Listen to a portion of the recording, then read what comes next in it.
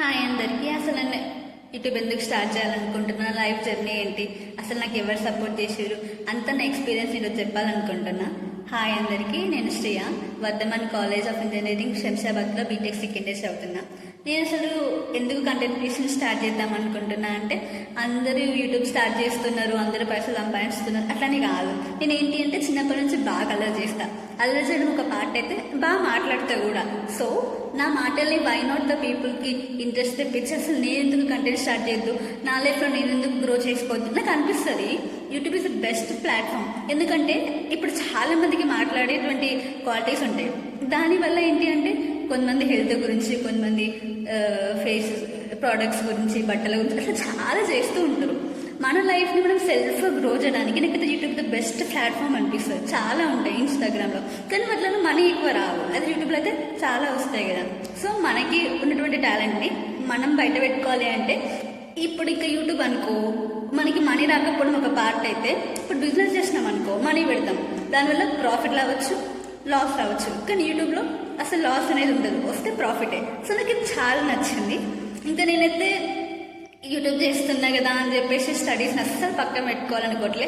ఎట్లయినా పక్క బీటెక్ అయిపోయేసరికి మంచి జాబ్ చేస్తూ టిల్ దీన్ని గ్రో చేసుకోవాలి అని అనుకుంటున్నాను. స్టార్టింగ్లో నేను యూట్యూబ్లో వీడియోస్ చేసేటప్పుడు ఏంటి అంటే, ఫస్ట్ హెల్త్ కంటెంట్ చేసేదాన్ని. నాకు అసలు వ్యూస్ రాకపోతుండే, డిసప్పాయింట్ అయ్యేదాన్ని కొన్నిసార్లు.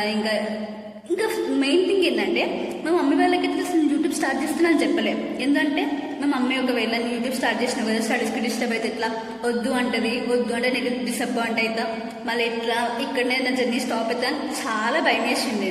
ఇంకా నేను ఏం చేసినా మా డాడీకి చెప్పలే, మా మమ్మీకి చెప్పలే.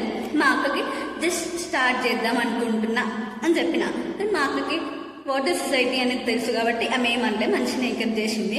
ఈ ఒకరోజు మా తమ్ముడు హాస్టల్ నుంచి ఇంటికి పోయిండు. మమ్మీ అక్క వీడియోస్ చేస్తుంది అని చెప్పింది. అప్పుడు నేను మంచి వీడియోసే చేసినాం.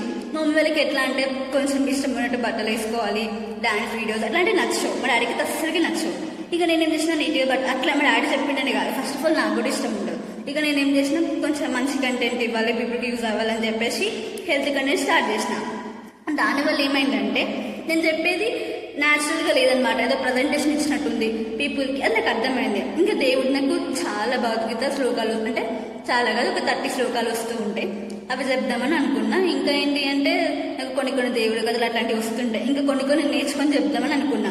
కానీ నాకు ఏంటంటే అవి నేర్చుకోవడానికి టైం కావాలి, అవి చెప్పడానికి ఇంకా టైం కావాలి. అట్లా కొంచెం టైం మేనేజ్ చేయడానికి ఇబ్బంది అయింది. సరేలే అని చెప్పేసి ఇంకా డైలీ వ్లాగ్ చేయడం స్టార్ట్ చేసిన. అయితే కొంచెం సింపుల్గా అయిపోతుంది, ఇంకా పీపుల్కి రిలేటెడ్గా కూడా ఉంటుంది కదా.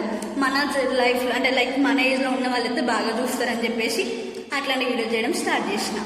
అసలు ఎలాంటి వీడియోస్ చేయాలి, ఇన్ఫర్మేషన్ ఎక్కడి నుంచి గ్యాదర్ చేసుకోవాలి, ఏ టైం నుంచి ఏ టైంలోపు యూట్యూబ్ గ్రోత్ అవుతుంది అనేది మనం నెక్స్ట్ వీడియోలో తెలుసుకుందాం. అందరు సబ్స్క్రైబ్ చేసుకోండి, లైక్ చేయండి. Thank you.